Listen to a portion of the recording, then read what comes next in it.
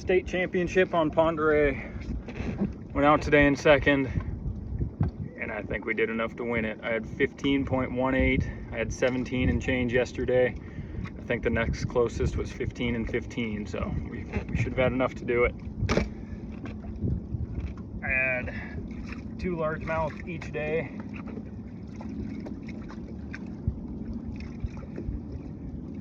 And then today we had some more quality smallies.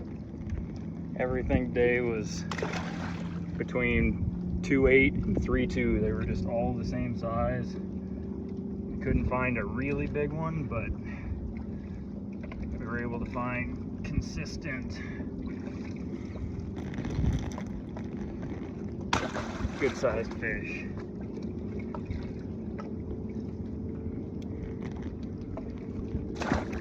Seal the deal, get a state championship belt buckle.